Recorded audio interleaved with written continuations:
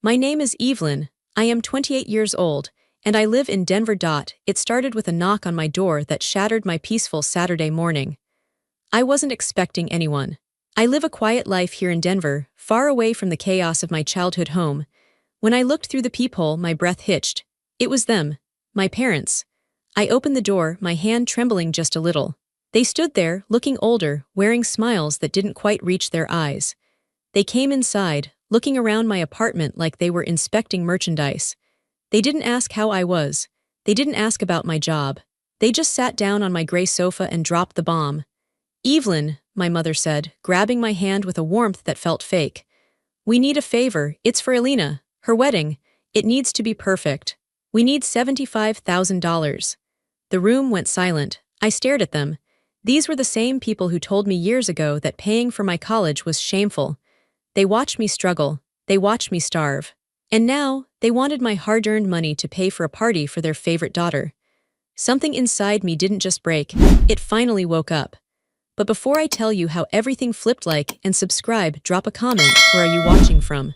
My name is Evelyn. I am 28 years old. If you asked my parents, they would probably describe me as the quiet one or the independent one. But those are just polite words for the invisible one. For as long as I can remember, I lived in a house that felt like a theater stage where my sister, Elena, was the star, and I was the stagehand working in the dark. Elena was 2 years younger than me. She was bubbly, loud, and demanding. She had golden hair and a smile that seemed to trick everyone into giving her whatever she wanted. I was different. I had dark hair, serious eyes, and a quiet voice. Growing up, the rules in our house were unspoken but very clear. Elena's happiness was the priority. My stability was the expectation. I remember my 10th birthday vividly. I had asked for a small gathering, just a few friends and a chocolate cake. My mother had promised me she would make it. I spent the whole week looking forward to it. I cleaned my room. I finished all my homework early. I wanted everything to be perfect. On the morning of my birthday, Elena woke up with a slight cough. It wasn't a fever. It wasn't the flu. It was just a dry cough. But my mother went into panic mode. "Oh, my poor angel," my mother cooed, feeling Elena's forehead for the 10th time. "We can't have people over with you feeling like this. You need rest." "But Mom," I said, my voice small. "It's my birthday. My friends are coming in 2 hours." My father looked up from his newspaper. He didn't look at me with sympathy. He looked at me with annoyance. "Evelyn, don't be selfish. Your sister is unwell. We can't have a house full of screaming girls disturbing her." "I can be quiet," I pleaded. "We'll stay in the backyard." "No," my mother said firmly. "I'm canceling it. We will order pizza, and we can watch a movie that Elena likes so she feels better." That was it. My birthday was canceled because Elena coughed. That night, we watched Elena's favorite cartoon. I sat in the corner of the sofa, eating a slice of cold pizza, while my parents huddled around Elena, feeding her soup and adjusting her blanket. No one said happy birthday to me again that night. I learned a hard lesson that day. In this family, my needs were negotiable. Elena's were mandatory. This pattern continued into our teenage years. I was the reliable one. I got straight A's. I never missed curfew. I did my own laundry. I packed my own lunches. My parents never checked my report cards because they assumed I would do well. When I brought home a perfect score on a math test, my dad would just nod and say, "Good, that's what we expect." But if Elena got a C-, it was a crisis. They would hire tutors. They would sit with her for hours, helping her with homework, encouraging her, praising her for the smallest effort. "Look, Evelyn," my mom would say, beaming. "Elena finished her history essay. Isn't that wonderful?" "I finished mine 3 days ago," I would say. "Well, you're naturally smart," Mom would wave a hand dismissively. "It's harder for her. You should be more supportive." I became the emotional shock absorber for the family. If my parents fought, I was the one who cleaned up the broken dishes. If Elena came home crying because a boy didn't like her, I was the one told to comfort her. "Go talk to your sister," Dad would tell me. "She looks up to you." But she didn't look up to me. She looked past me. She knew, just as well as I did, that she was the center of their universe. I was just a satellite orbiting around them, useful but distant. I remember one Christmas when I was 16. I had been saving my allowance for months to buy a special sketchbook. I loved to draw. It was my escape. I hinted to my parents for weeks that I wanted art supplies. On Christmas morning, I watched Elena tear open box after box. She got the designer jeans she wanted. She got a new phone. She got tickets to a concert. Her pile of gifts was huge. Then they handed me my gift. It was a single, flat box. My heart beat a little faster. Maybe they had listened. Maybe they had bought me the professional art set. I opened it. Inside was a set of textbooks. SAT prep guide and advanced calculus. I stared at the books. I felt a lump form in my throat, hot and painful. "We want to make sure you get into a good college," my father said, patting me on the shoulder. "We know you're focused on your future. Practical gifts are the best gifts." "Did you get me anything else?" I asked, hating how pathetic I sounded. "Don't be ungrateful," my mother snapped. "Those books were expensive. Elena needed clothes because she's growing so fast. You have plenty of clothes." I looked at Elena. She was holding up a cashmere sweater, squealing with delight. She didn't even look at my textbooks. She didn't care. I went to my room and cried for an hour. It wasn't about the presents. It was about being seen. They saw Elena as a person to be cherished. They saw me as a project to be managed. They loved her. They relied on me. And there is a very big, very painful difference between being loved and being useful. I started to build a wall around my heart then. I stopped sharing my feelings with them. I stopped telling them about my drawings. I stopped telling them about the boys I liked or the dreams I had. I became exactly what they wanted, quiet, efficient, and low maintenance. But deep down, I was screaming. I wanted them to ask me how my day was. I wanted them to hug me without me asking first. I wanted to be the daughter they adored, not just the daughter they expected things from. I didn't know then that the worst betrayal was yet to come. I thought the favoritism was just about birthdays and Christmas presents. I didn't realize that, when it came to my actual future, their neglect would nearly destroy me. The envelope was thick. That was the first thing I noticed when I pulled it out of the mailbox. My hands were shaking so hard, I almost dropped it in the snow. It was from the University of Colorado, the cybersecurity program. It was one of the best programs in the country, and it was competitive. I ran inside the house, my heart pounding against my ribs like a trapped bird. "Mom, Dad," I yelled. It was a Tuesday evening. My parents were in the kitchen. Mom was cooking lasagna, Elena's favorite. Dad was reading a magazine. Elena was sitting at the counter, texting on her phone. "What is it, Evelyn?" Dad asked, not looking up. "No need to shout." "I got in," I breathed out, ripping the envelope open. I pulled out the letter and scanned the first few lines. "I got in. I got accepted into the cybersecurity program." For a second, there was silence. I waited for the explosion of joy. I waited for my mom to drop the spoon and hug me. I waited for my dad to high-five me. "That's nice, dear," Mom said, turning back to the stove. "Could you set the table?" "Elena, honey, do you want garlic bread?" I stood there, frozen. The letter hung in my hand. "Did you hear me? I got into the program. It's my dream school." Dad finally put down his magazine. He took off his reading glasses and looked at me with a serious expression. "We heard you, Evelyn. It's a good accomplishment. You studied hard." "But," I hesitated, "I need to send the deposit by next week. And we need to figure out the tuition." "I applied for financial aid, but because of your income, I didn't get much. I'll need you to co-sign a loan, or—" The atmosphere in the room changed instantly. It went from indifferent to cold. My father stood up. He was a tall man, intimidating when he wanted to be. "Evelyn, sit down."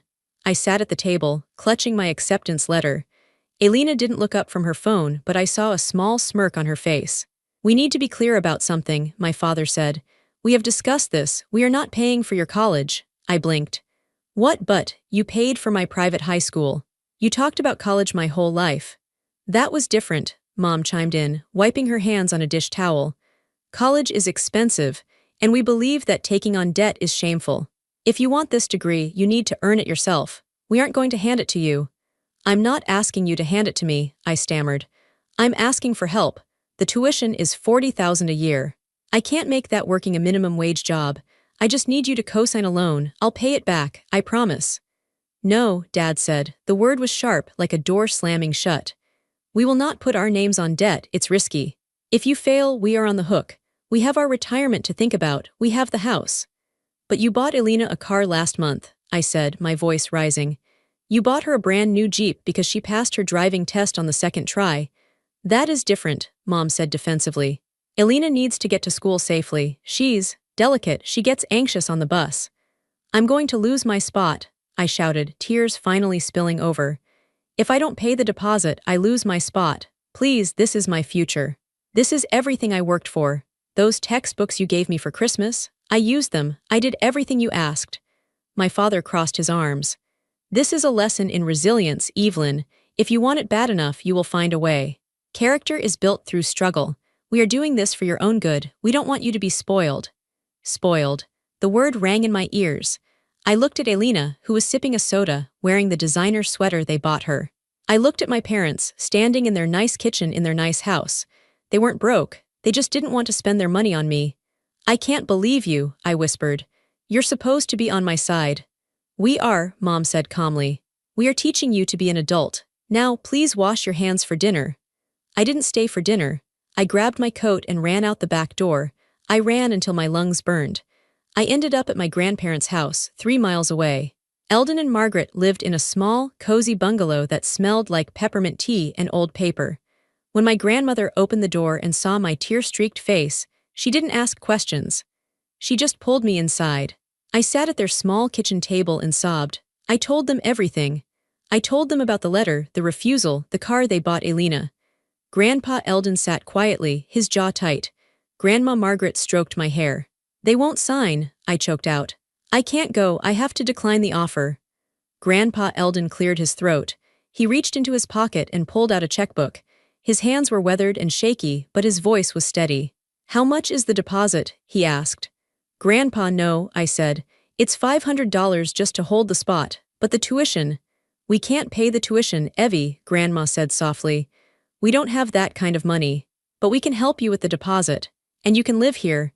You can stay in the spare room, it's closer to the city, you can take the bus. I'll still need to pay for classes, I said, wiping my eyes. You will work, Grandpa said. You are strong, stronger than your parents realize. You will work and you will take fewer classes at a time if you have to, but you will not give up. I looked at them, these 2 old people who lived on a pension, offering me everything they had. They were giving me the support my parents refused. Why are they like this? I asked, my voice breaking. Why do they hate me? They don't hate you, honey, Grandma sighed. They see you as the grown-up. They think you don't need them. It's not right, but it's how they are. That night, I slept in my grandparents' spare room. I felt a strange mixture of heartbreak and determination. My parents had cut me loose. They had thrown me into the deep end, expecting me to drown or swim alone. I decided right then that I would swim. I would swim so far away from them that they would never be able to pull me under again. The next 4 years were a blur of exhaustion. I moved in with my grandparents, sleeping on a twin mattress in a room filled with grandma's sewing boxes. It wasn't glamorous, but it was safe. It was a home where I was welcomed, not tolerated. My parents didn't stop me from moving out. In fact, they seemed relieved. It meant one less mouth to feed, one less person to worry about. They called occasionally, but the conversations were short. How is school? Mom would ask. It's hard, I would say. I'm tired. Well, keep at it, she'd reply before launching into a 10-minute story about Elena's drama club or Elena's prom dress. I stopped listening. I focused on survival. I worked 3 jobs. In the mornings, from 4 a.m. to 8 a.m., I stocked shelves at a grocery store. Then I went to class until 2 p.m. From 3 p.m. to 10 p.m., I waited tables at a diner. On weekends, I cleaned offices. I was always tired. My bones ached. My eyes burned from staring at computer screens and textbooks. I ate whatever was cheapest, instant ramen, peanut butter sandwiches, leftover fries from the diner. I lost weight. I had dark circles under my eyes. But I paid my tuition, every single cent. I took out the maximum federal student loans I could get without a cosigner, and I paid the rest in cash. It meant I couldn't go to parties. I couldn't buy new clothes. I wore the same sneakers until the soles wore through and let the rain in. I remember one winter day, I was walking to the bus stop. It was snowing hard. My coat was thin and I was shivering uncontrollably. I saw a car drive past, a silver Jeep. It was Elena. She was laughing with her friends, the heat blasting inside the car. She didn't see me. She drove right through a puddle, splashing slush onto my legs. I stood there, freezing and wet, watching my sister drive away in the car my parents bought her. I didn't cry. I didn't have the energy to cry. I just felt a cold, hard knot tighten in my stomach. I will succeed, I told myself. And I will owe them nothing. Graduation day came. I graduated magna cum laude, top of my class. My parents came to the ceremony. They took a few photos. We're proud of you, Dad said, smiling for the camera. We knew you could do it. See, we told you that you didn't need handouts. I looked at him in his nice suit. He truly believed he had done me a favor. He believed his neglect was a teaching strategy. Thanks, I said simply. I didn't hug him back. After graduation, I landed a job as a junior cybersecurity analyst at a major firm in Denver. The starting salary was more money than I had ever seen. The first thing I did was take my grandparents out for a fancy dinner. I bought them steaks and wine. I watched Grandpa smile, his eyes crinkling at the corners, and I felt a swell of pride. I had done this. We had done this. I moved into my own apartment. It was modern, clean, and quiet. I bought a gray sofa. I bought a big TV. I bought art supplies, expensive ones. I filled my fridge with fresh food. For the first time in my life, I wasn't hungry. I wasn't tired. I was safe. But the dynamic with my family didn't change. If anything, it got worse. Now that I had money, they assumed I was fine. They assumed I had no problems. I would go home for Sunday dinner sometimes, mostly out of guilt. The conversation was always about Elena. Elena dropped out of college after one semester because it was too stressful. My parents were sympathetic. They let her move back home rent-free. They paid for her to go to cosmetology school, then she quit that too. Then she wanted to be an influencer. They bought her cameras and lighting equipment. Elena is just finding herself, Mom would say. Meanwhile, nobody asked about my job. Nobody asked about the cyber attacks I was thwarting or the promotions I was getting. I was just the background character who had made it, so I no longer required attention. I remember one dinner vividly. I had just been promoted to senior analyst. It was a huge deal. I got a promotion, I announced over the pot roast. That's nice, Evelyn, Dad said, chewing. Pass the salt. Elena met a boy, Mom interrupted, her eyes wide. His name is Julian. He comes from a very wealthy family. His father owns a chain of hotels. Can you believe it? He drives a Porsche, Elena added, grinning. He's taking me to Cabo next week. That's wonderful, sweetheart, Mom clapped her hands. You deserve a vacation. I sat there, gripping my fork. I had worked 80-hour weeks for 4 years. I had pulled myself out of poverty. And they were more impressed that Elena was dating a guy with a Porsche. I realized then that it would never be enough. No matter how successful I became, I would never sparkle like Elena did in their eyes. I was the workhorse. She was the show pony, so I stopped trying to impress them.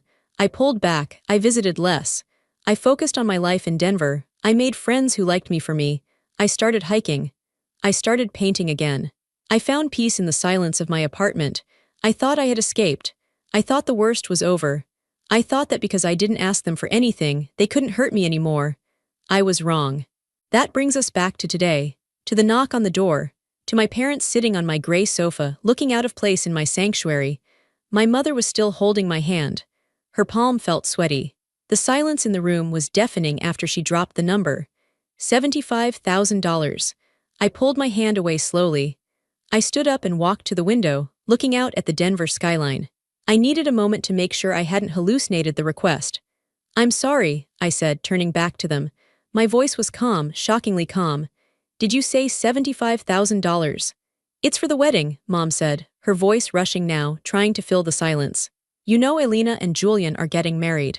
It's going to be the event of the year, Evelyn, Julian's family.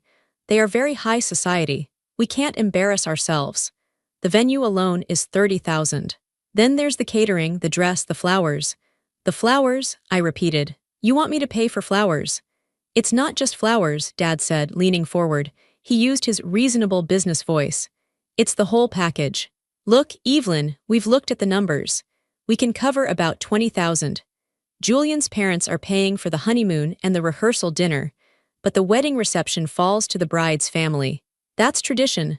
And you don't have the money, I stated. We have some, Dad said, clearing his throat. But the market has been down, and we have expenses, we thought. Well, you're doing so well. We know you have a good salary. You don't have kids, you don't have a husband, you have savings. I have savings because I work, I said.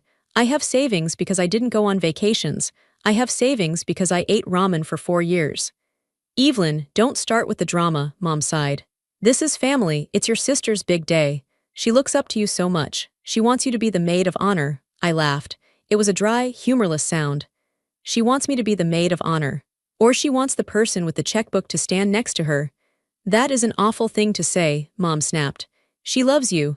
She loves what I can provide, I corrected. Why does she need $100,000 wedding? Why can't she have a wedding she can afford? Because of Julian, Mom exclaimed. We told you. His family expects a certain standard. We can't look like paupers next to them. It reflects on all of us. It reflects on you too. It doesn't reflect on me, I said. I don't know these people. It's family duty, Dad said, standing up to loom over me. We raised you. We put a roof over your head. We fed you. Now the family needs help. You are in a position to help. It is selfish to hoard your money when your sister's happiness is at stake. Selfish, the word tasted like bile in my mouth.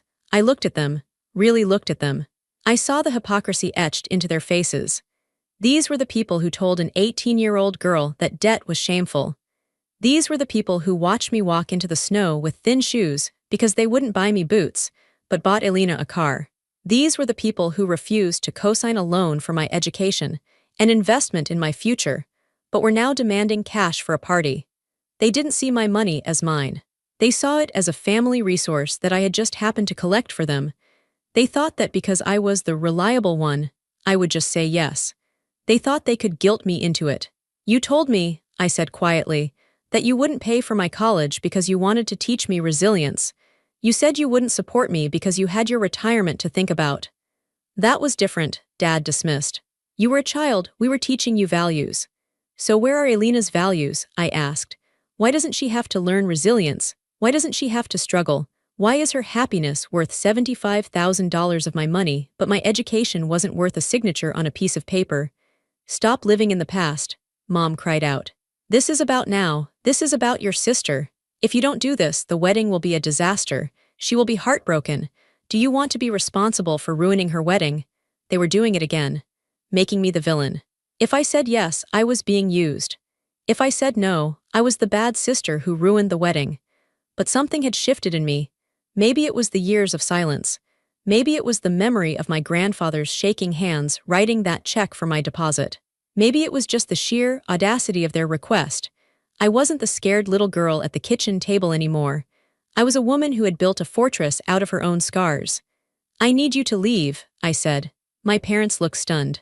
What? I need you to leave my apartment, I said, walking to the door and opening it. I need to think. I'm not writing you a check today. Go. Evelyn, be reasonable, Dad started. Out, I shouted. It was the first time I had ever raised my voice at my father. They scrambled up, looking terrified and offended. They grabbed their coats and marched to the door. We expect an answer by Friday, Dad spat out as he walked past me. Don't disappoint us, Evelyn, again. I slammed the door shut and locked it. My hands were shaking, but not from fear, from rage. I slid down the door until I was sitting on the floor. I looked around my quiet, empty apartment. They wanted to take this from me. They wanted to take my safety, my hard work, and turn it into confetti and champagne for Elena.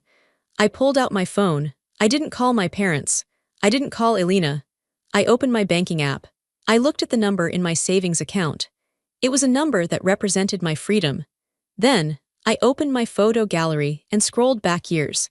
I found a photo of me and my grandparents on my graduation day.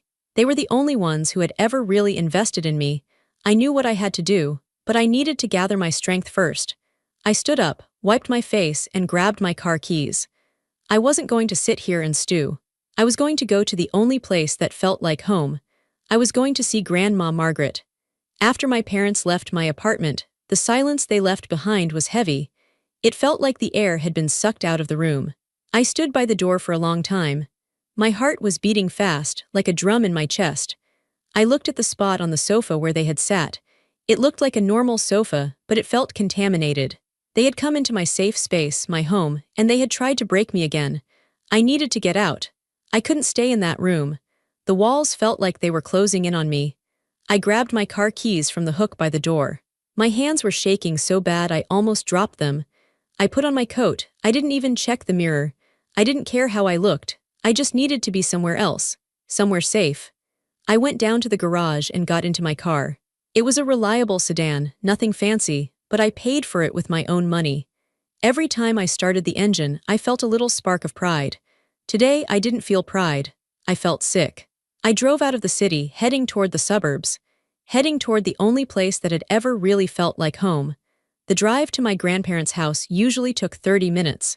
Today, it felt like hours. My mind was racing. I kept hearing my father's voice. Family duty, selfish, $75,000.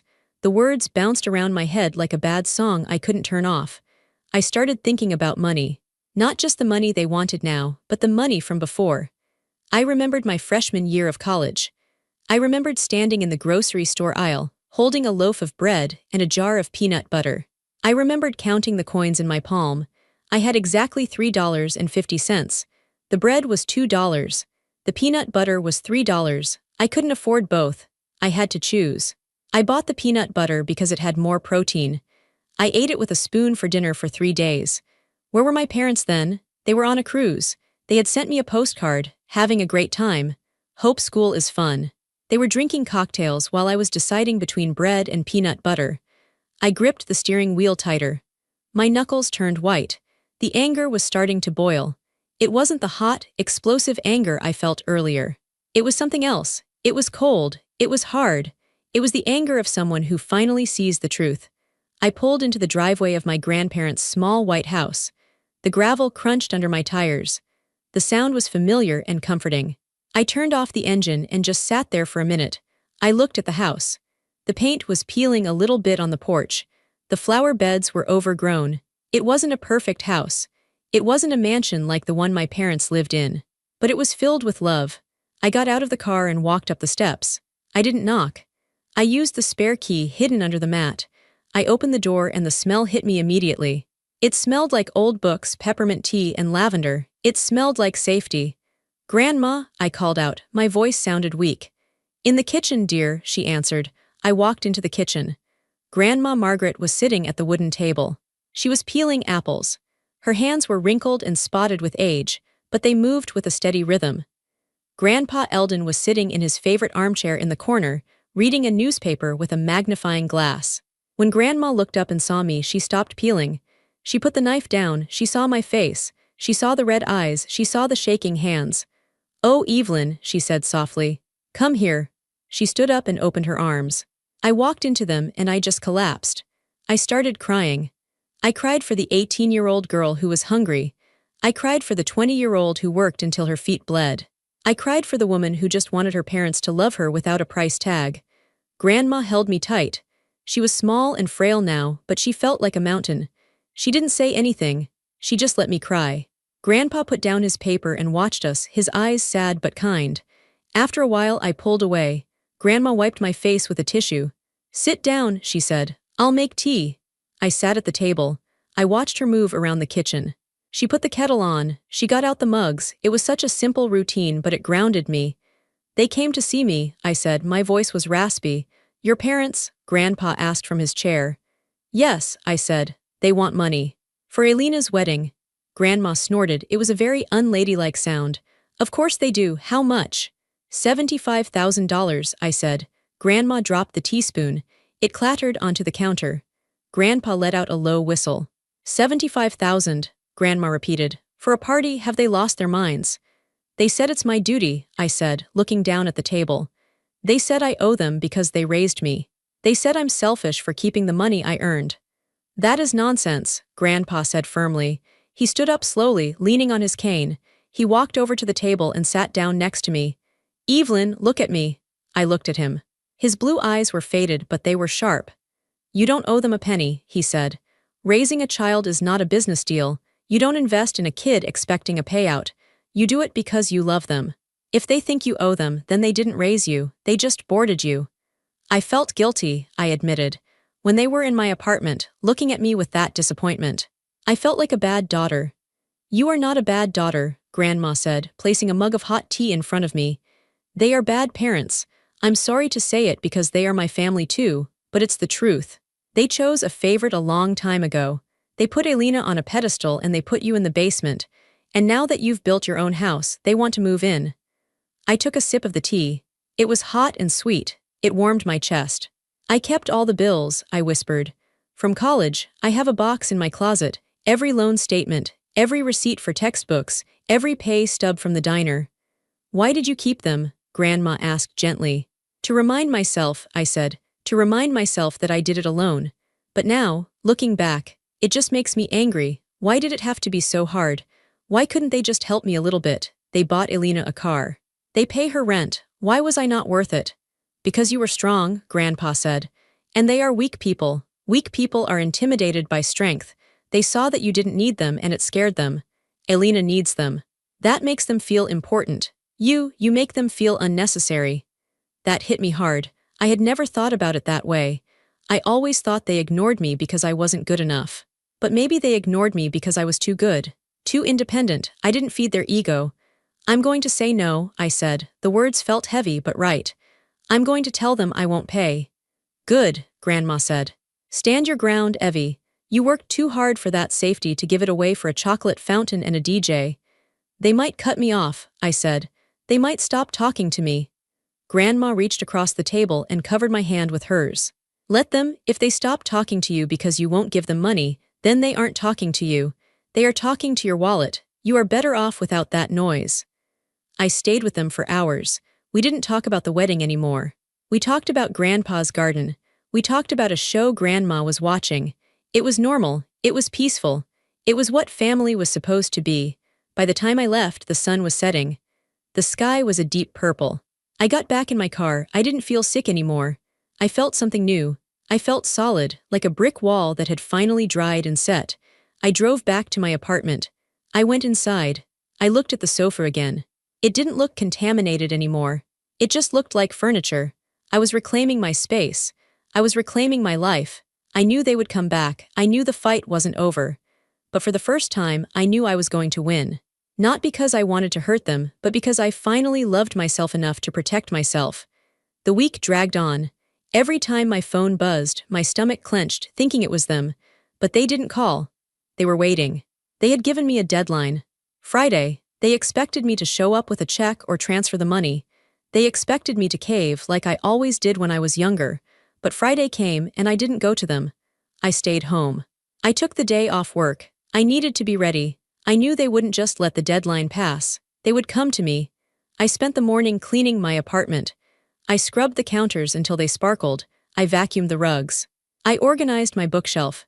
It was a nervous energy. I needed to do something with my hands. I wanted my space to be perfect. I wanted to show them that my life was orderly, controlled, and successful without their help. I dressed carefully. I didn't wear my comfortable sweatpants. I put on a crisp white shirt and black trousers. I put on my shoes. I wanted to feel professional.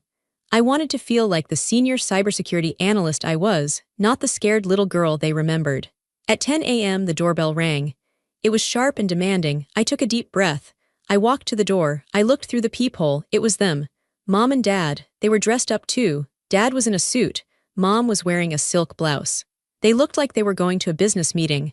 In a way, they were. They were here to close the deal on their daughter. I opened the door. Evelyn, Dad said. He didn't say hello. He just said my name like it was a checklist item. We're here for the answer. Come in, I said. My voice was steady. I was proud of that. They walked in. Dad was carrying a leather folder.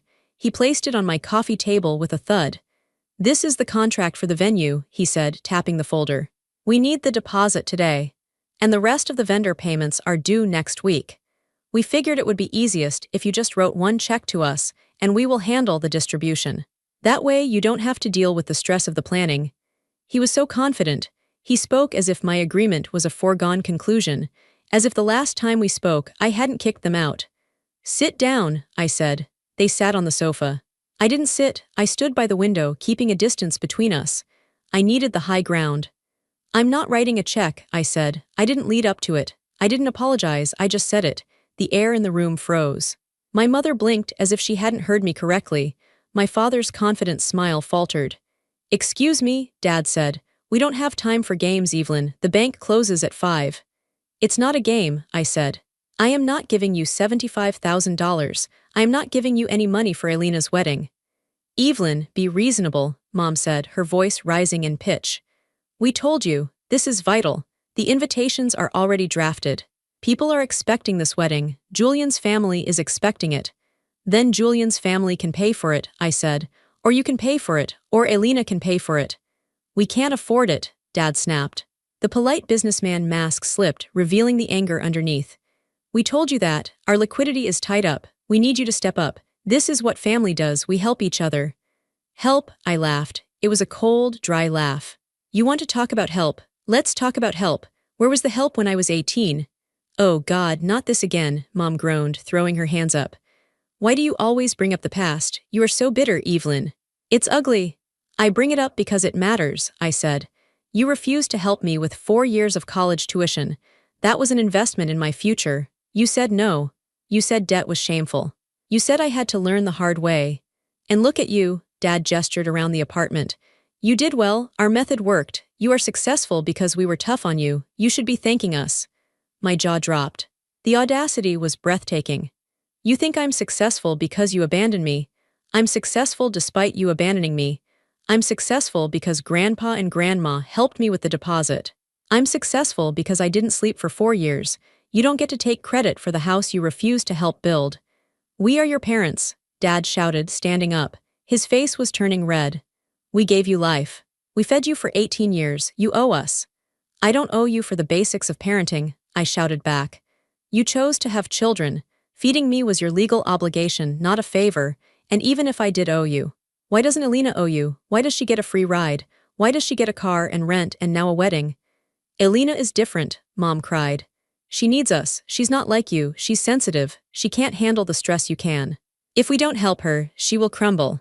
Then let her crumble, I said. Maybe if she crumbled, she would learn how to build herself back up. Like I did, but you won't let her. You keep propping her up with cash. And now you want to use my cash to prop her up. Well, I'm not doing it. I'm not enabling her anymore. You are jealous, Dad spat. You have always been jealous of her. You're jealous because she's happy and lovable and you are cold and hard.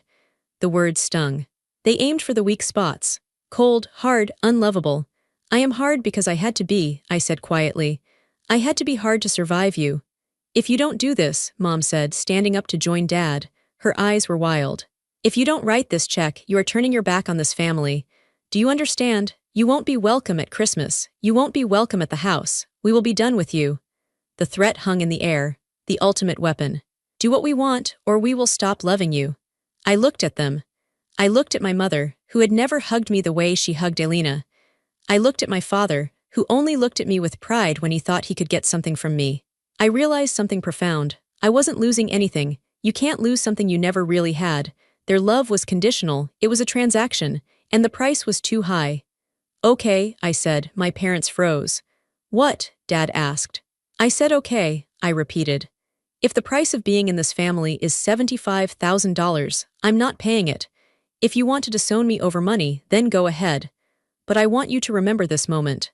Remember that you chose a party over your daughter. You chose appearances over me.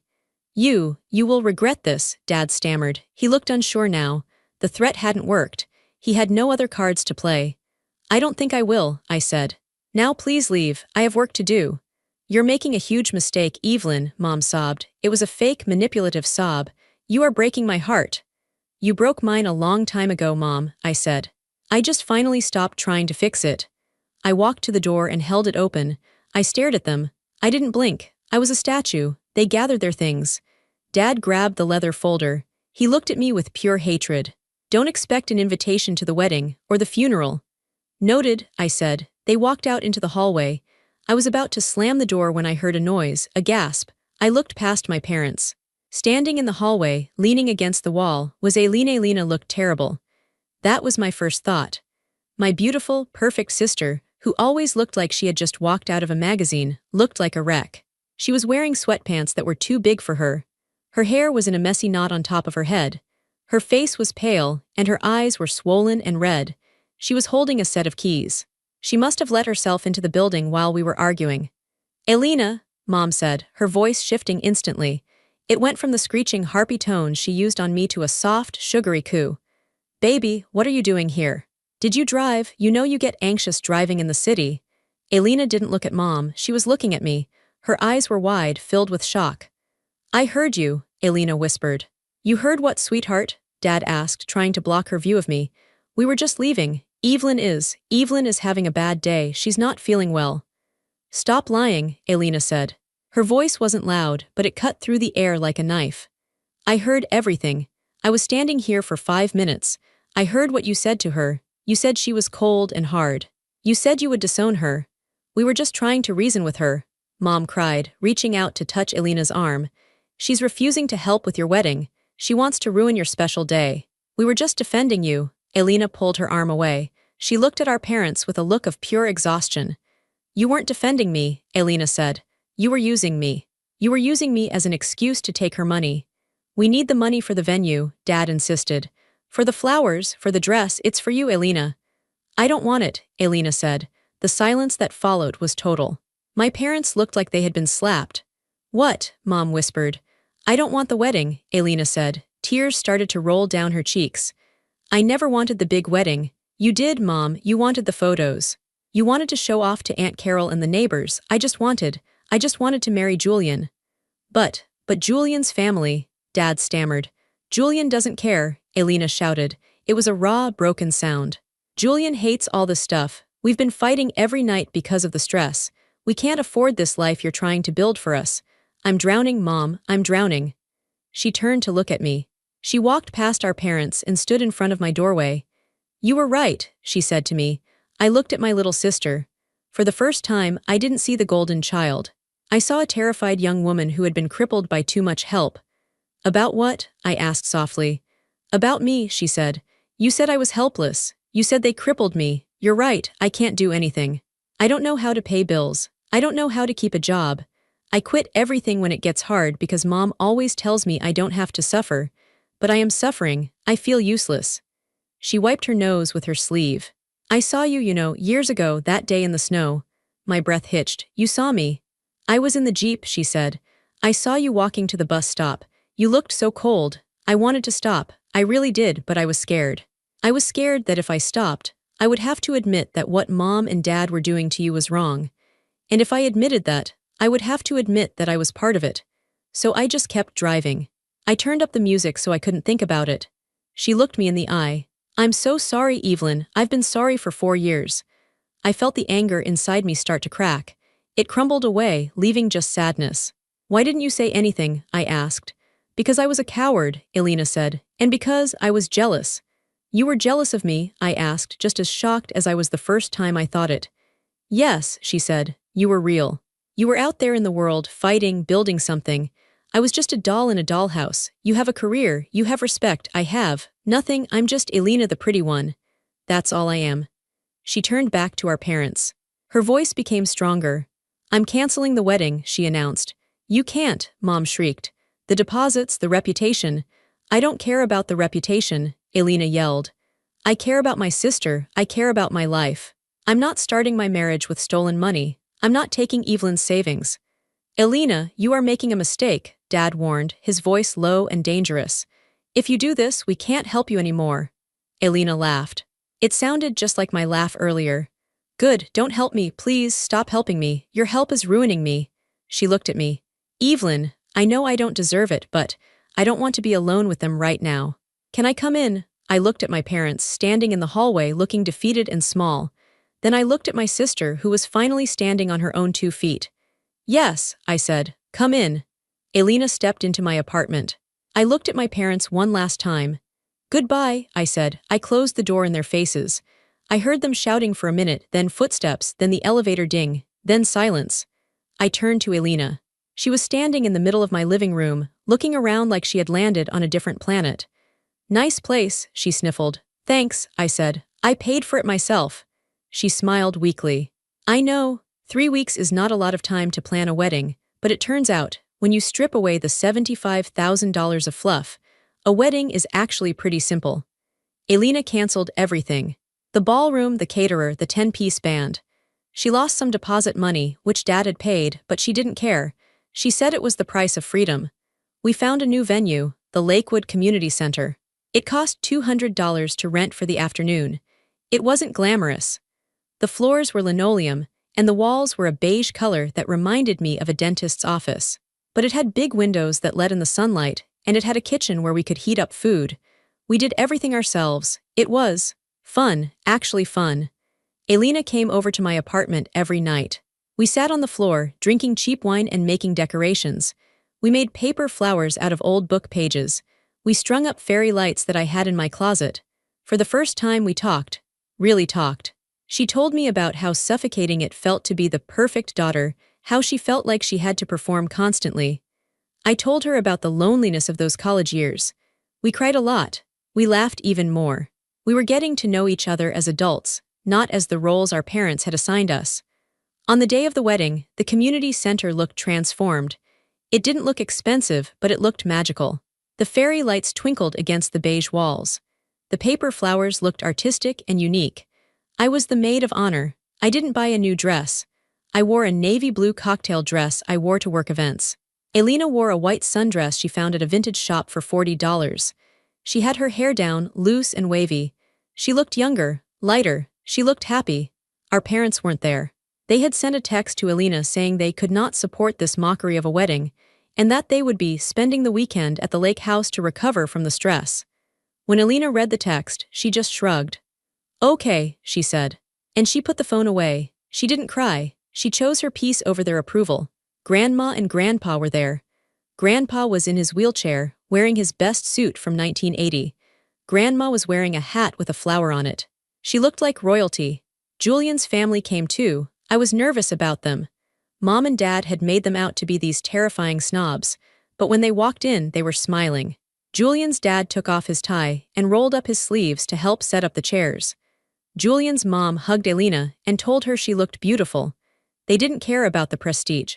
They just loved their son, and they saw that their son loved Elena. The ceremony was short. A friend of theirs got ordained online to officiate. I stood next to Elena. I watched Julian look at her. He looked at her like she was the only person in the room. He didn't care about the dress or the venue. When they exchanged vows, Elena's voice was steady. "I promise to be your partner," she said. "I promise to build a life with you. A real life, even if it's hard, even if we're broke, as long as it's ours." I felt tears prick my eyes. She was growing up, finally. After the ceremony, we ate. We had ordered 20 pizzas from a local place, and Julian's mom had made a huge salad. We had coolers full of beer and soda. I sat with Grandma and Grandpa at a corner table, watching the room. People were laughing. Kids were running around on the linoleum floor. It was loud and chaotic and wonderful. "You did good, Evie," Grandpa said, patting my hand. "We did good," I corrected. "Elena did a lot of this." "She's learning," Grandma said. "She's finally getting out from under their thumb, thanks to you." "I didn't do anything," I said. "I just said no." "Sometimes," Grandma said, "saying no is the most loving thing you can do. You forced her to wake up." Later in the evening, Elena dragged me onto the dance floor. The music was coming from a Bluetooth speaker. It was a cheesy pop song, but we danced anyway. We spun around, laughing, almost tripping over our own feet. "Thank you," Elena shouted over the music. "For what?" I shouted back. "For not writing the check," she said. We both burst out laughing. It was a joke that only we understood. A joke about the absurdity of our family, the pain of the past, and the relief of the present. I looked around the room. I realized that my parents' absence wasn't a hole in the room. It was just space. Space for us to be ourselves. Space for joy that wasn't performed. Space for love that wasn't purchased. I felt a profound sense of closure. I hadn't gotten the apology I wanted from my parents. I hadn't gotten the childhood I deserved, but I had this. I had this moment of pure, unadulterated reality, and it was enough. 2 months passed. Life settled into a new rhythm. Elena and Julian moved into a small apartment. It was a studio, tiny and cramped, but they paid the rent themselves. Elena got a job as a receptionist at a veterinary clinic. She loved animals. It wasn't a glamorous job. It didn't pay much. But every Friday she sent me a picture of her paycheck with a caption like, "Look, I earned this." I was proud of her. Then, on a Tuesday afternoon, my phone buzzed. It was a text from Dad. "We need to talk. Meet us at the Starbucks on 16th Street. 5 p.m. It wasn't a question, it was a summons. Old habits die hard. I stared at the phone. My heart did a little jump, a reflex of fear. But then I took a breath. I wasn't scared anymore, I was curious. I left work early and drove to the coffee shop. I walked in at 5 p.m. exactly. They were sitting at a table in the back. They looked diminished. That was the only word for it. They looked smaller. Dad's suit looked a little loose. Mom looked tired, her makeup not quite as perfect as usual. They had 2 coffees. They hadn't bought one for me. I walked over and sat down. "Hello," I said. "Evelyn," Dad said. He nodded stiffly. "We saw the photos," Mom blurted out. She was picking at a napkin, shredding it into tiny pieces. On social media, Julian's mother posted them. It was a nice wedding, I said calmly. It looked cheap, Mom said, but there was no venom in it, just a sort of sad confusion. Why was she wearing that old dress? Because she liked it, I said, and because she paid for it. We missed it, Dad said. His voice was gruff. He was looking out the window, refusing to make eye contact. We missed our daughter's wedding. You chose to miss it, I corrected him. You were invited. You chose not to come because it wasn't the show you wanted. Dad turned to look at me. His eyes were tired. We thought if we held our ground, she would come back. We thought she needed us. She did need you, I said. She needed you to be her parents, not her bankers, not her managers. She needed you to show up and clap for her, even if she was getting married in a shed. There was a long silence. The noise of the coffee shop buzzed around us, the espresso machine, the chatter of other customers. We want to see her, Mom whispered. She won't answer our calls. She's busy, I said. She's working, she's building a life, she doesn't have time for the drama anymore. And you, Dad asked. Are you done with us too? I looked at them. I thought about the anger I had carried for so long. I searched for it, but I couldn't find it. It had evaporated. I'm not done, I said, but the terms have changed. The terms? Dad frowned. Yes, I said. If you want to be in my life, or Elena's life, things change. No more money talks. You never ask me for money again. You never hold money over Elena's head again. You don't compare us. You don't play favorites. You treat us like adults and you respect our boundaries. And if we don't, Mom asked, her voice trembling. Then we walk away, I said. For good, we have each other now. We don't need you to survive, we want you. But we don't need you, there is a difference. My father looked at me. He looked at the confident woman sitting across from him. He realized, finally, that he had lost control. He couldn't buy me. He couldn't bully me. He could only accept me or lose me. He nodded slowly. Okay, he said. Okay, we just want the family back, Mom said, tearing up. Then build it, I said. Build it with respect, not money. I stood up. I have to go. I'm meeting Elena for dinner. She's making burnt lasagna. Tell her, Dad started then stopped. Tell her we said hello. I will, I said. I walked out of the coffee shop. The air outside was crisp and cool. The sun was setting, painting the Denver skyline in gold and orange. I felt light. I walked to my car, got in, and drove toward my sister's apartment. I thought about the word justice. I used to think justice meant punishment. I used to think it meant my parents suffering the way I suffered. But as I drove, I realized that wasn't it. Justice wasn't about them losing. It was about me winning. Winning my peace. Winning my self-respect. Winning the relationship with my sister that they had tried to steal. I had spent so many years feeling like a victim, but I wasn't a victim anymore. I was a survivor, and more than that, I was free. I pulled up to Elena's building. I saw her in the window, waving at me. I waved back. I turned off the engine. I took a deep breath, and I went inside to live my life. If Evelyn's story resonated with you, you are not alone. So many of us have grown up in families where love felt like a transaction, or where we were made to feel invisible. It is incredibly hard to break those cycles. It is scary to say no to the people who raised you. But as Evelyn showed us, sometimes the only way to find peace is to draw a line in the sand. Have you ever had to set a hard boundary with your family? Did you struggle with the guilt? How did you find your own quiet justice? Please share your story in the comments below. Let's support each other. And remember to like and subscribe for more stories about finding strength in the hardest places. You are worth more than what you can provide for others.